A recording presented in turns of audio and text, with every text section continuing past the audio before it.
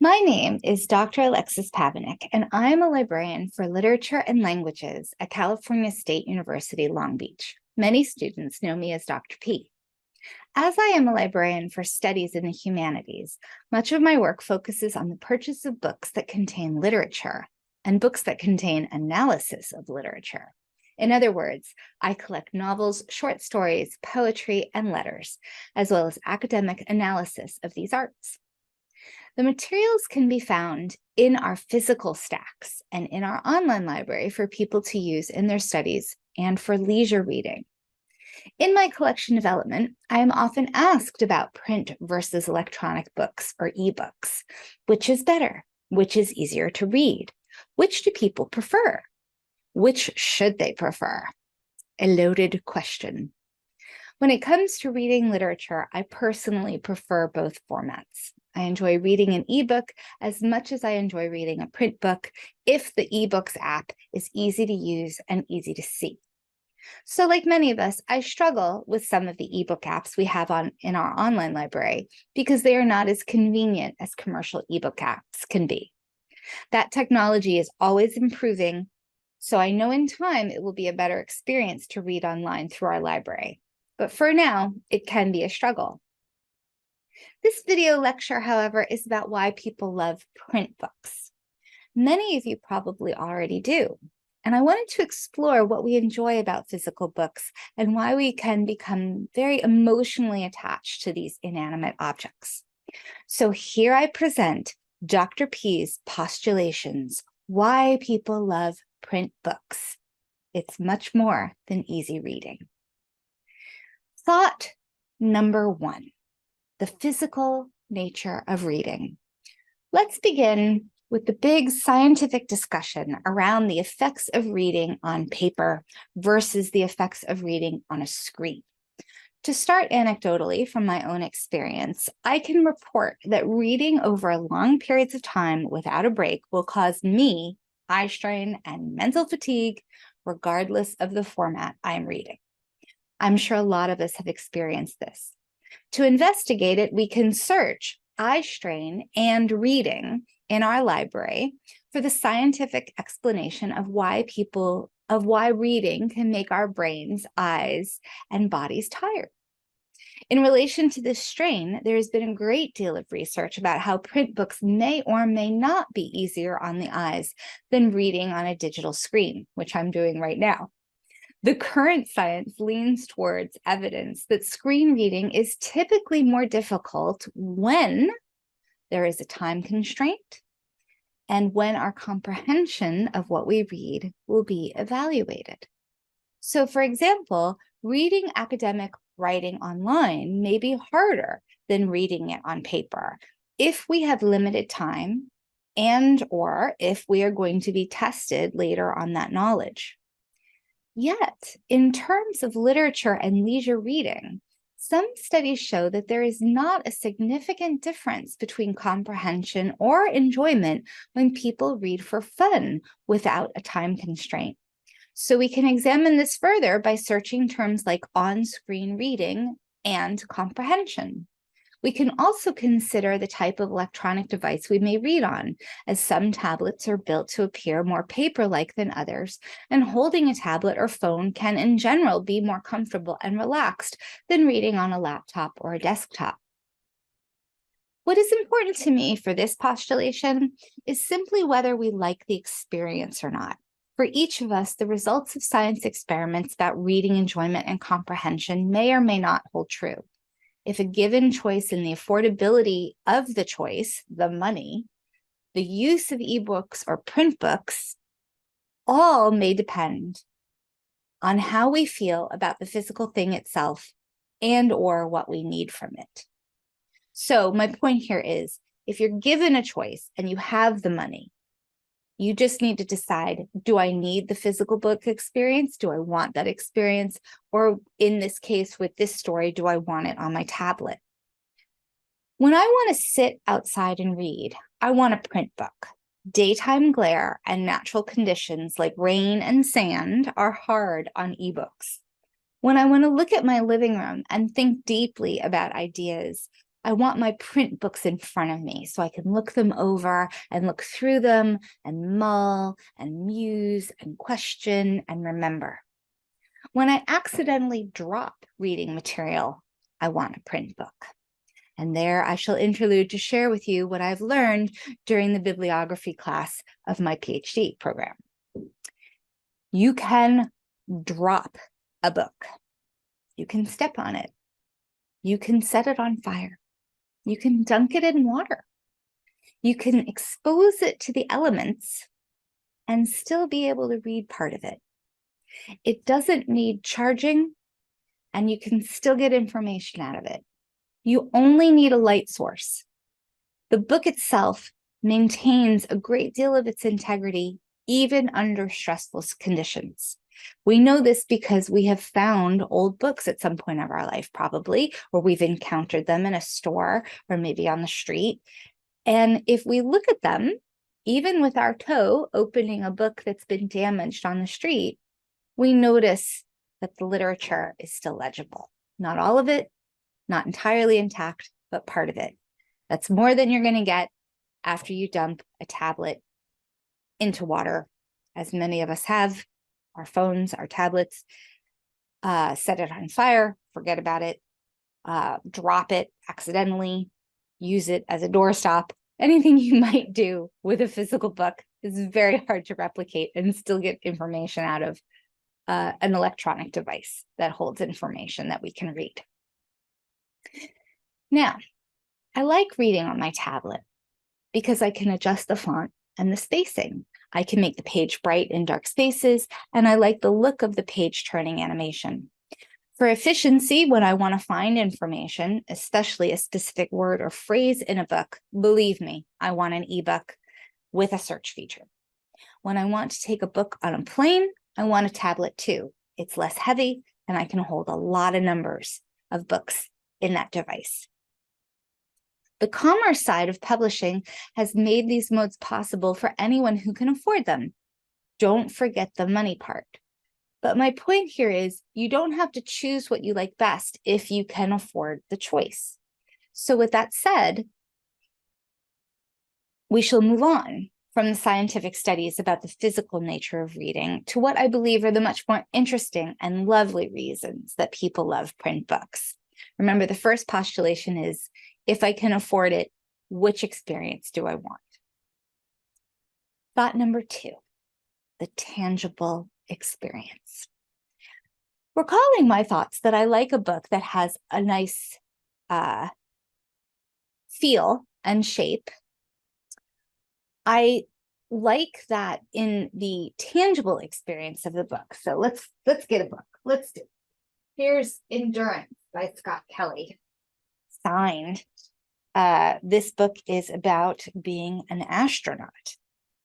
And it's a lovely hardcover book. I went to his talk about this book and he signed it for me. I think he did. Oh, maybe he didn't. Maybe I don't have a signed copy. Oh, no, I do. It's a signed copy. We're going to talk about how important this is in a second. But here, let's talk about the physicality. This has feel, right? It has weight. It has smell. It smells new. It is an art that you can hold. Art that is not distant from you on the wall or away or on a screen. Physical books provide a unique sensory experience of information that cannot be replicated by a digital book. The heft in your hand, the smell of the pages, the sound the pages make when you turn them. Well, I'm doing it like I'm recording it. Now I've lost my place. Wait for it. That muted clap the cover makes when you close the book quickly. The thump a book makes when it falls on the floor. Sorry. Loud. All of these are familiar tactile sensations. And because of that, their experience as a sensory perception lights up our emotional response. Just touching a book, running your hand over the spine. Let's say you've got a bunch of them, you can't see, but let's say I have a bunch of these and they're on my shelf, or I'm in a bookstore, I'm in a used bookstore maybe, or somebody else's house, and I run over, my hand runs over the back of the books. These, just running your hand over the spines of a book, even without holding them, can bring back memories and feelings of nostalgia. Maybe you go to the children's section and you run your hand over the spines of the children's books you read as a child. They were read with you, right? So all of that memory comes back. Through the long association of books containing knowledge, holding a physical book in your hands can cause feelings of awe about the history and tradition of recorded ideas. And maybe some of those ideas inspired you strongly. The book is a tangible evocation of writing and knowledge. You can love a story, and the book lets you hug it. The tangible experience includes our interaction with the book. Annotations come to mind. I know I'm a librarian, my job is shushing and declaring no writing in books. Well, as a contemporary academic librarian, I actually encourage a lot of conversation in the library in the recommended conversation areas, not in the quiet spaces.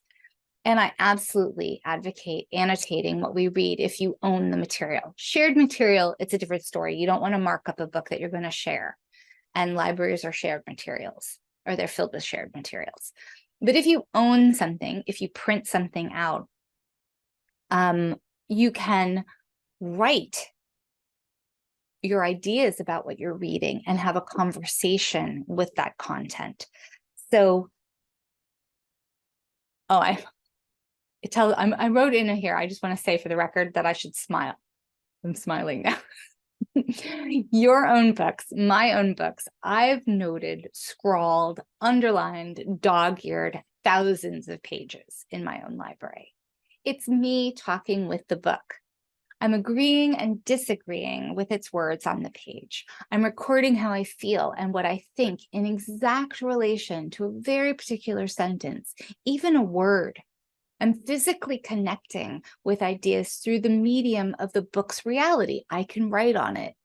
I highlight in my digital books too, but when I see the books I use for my research, which I have on my bookshelf, those personal creative books that I use in my own investigations, all those markings, the side notes, the tape flags, now that book is a part of my life and my knowledge, and I have a sensory, somatic memory of it. I can remember going to a certain page. I can remember what I meant, or maybe not what I meant, when I wrote a little note in the side. I have an entire lexicon of scribbles that mean something to me. So now I have my own symbology that I now code into the book. These are extraordinarily tangible emotional experiences, the somatic memory, my body memory of engaging with a book. Now, I've intellectually merged with the book and recorded that experience for myself and anyone who may read it after me. So there's a legacy there too. If you've not annotated a book before, writing in its margins your personal thoughts and responses to the content, I recommend it in a book you personally own. Annotating or writing marginalia can add a whole new level of enjoyment and value to the reading experience. It allows you to engage with the text on a deeper level, to reflect on the themes and ideas presented, and to create a personal connection to the book, the physical book and the content. Whether you write your annotations in the margins or on slips of paper or sticky notes to stick in between the pages, you are creating a unique and meaningful record of your thoughts and emotions as you read. If you don't want to write in your book, you can write in a journal and record the citation of the book you read. Note the exact edition and what you liked about its physical nature to remember why that particular book was special to you. Try to record the smells and the textures of the book, the sounds the pages make when you flip through them. Memories of these sensations will help you recall the content and how it connected with you.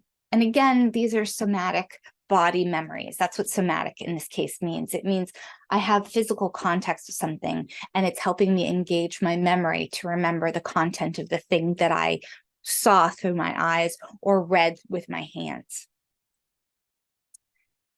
Thought number 3, the gift and the heirloom.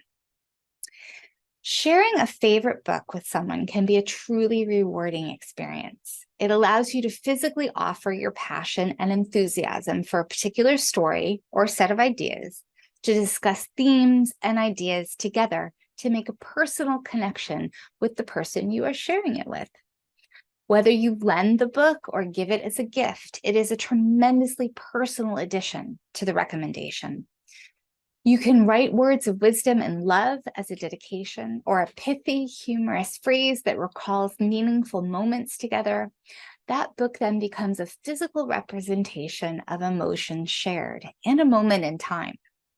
In a very similar way, keeping a book as a family memento is a wonderful way to preserve family memories and traditions, whether it's a favorite bedtime story passed down from generation to generation, or a treasured family cookbook with lots of note cards in it, right, stained with the stuff that you were cooking. A book can serve as a tangible reminder of family history and the values that are important to a family. Because books can be so physically sturdy, as I illustrated earlier with my stepping and burning and putting them in water, they can exist in good shape for generations. And even if they deteriorate, parts will still be able to be read for a very long time. Physical books are like, we have a memory of this usage of time and how physical books become important to a family over time when we think about a family Bible. So people use family Bibles to record family names and birth dates and death dates. And this is a really notable and very familiar for a lot of people, kind of family memory and heritage keeping. It's record keeping for the family. But truthfully, any book can hold value and meaning for a family or between friends, even if no one alive in the family can read it. For example, I have prayer books from my dad and my mom's side of the family, which are written in French and in Hebrew. I don't read either of those languages well enough to tell you what those texts say.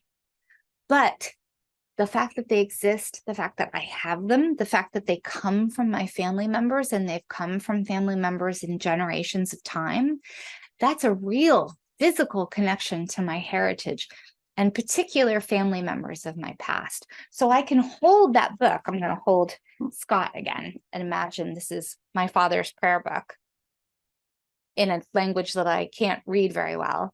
And I can hold that book and I can remember things related to not just the content, but the physicality of the book itself. So those are the ends of my thoughts that I've drafted. And I have more to say about this as time goes on, but I want to take this moment to just take a beat. This is sort of impromptu video I wanted to share with everybody, and I'm going to refine it in the future and add more resources to this library guide where this video is hosted. But when we think about the value of books just as a cursory overview, try to remember the things that I brought up today and consider them for yourself. There's been a lot of surveys done on students and library spaces. There are very, very few students who want to go to an all ebook environment. If you work or you exist or you study or share time in any kind of library space, the sensation of having the books around you has value. A lot of times for the reasons that I pointed out here, and probably more reasons than that I haven't thought of at this exact moment. So we can think about that as we move forward in a library space and in your own personal relationship with reading materials, both for an academic and pleasure reading scenario. The connection to the physical object is more than practical.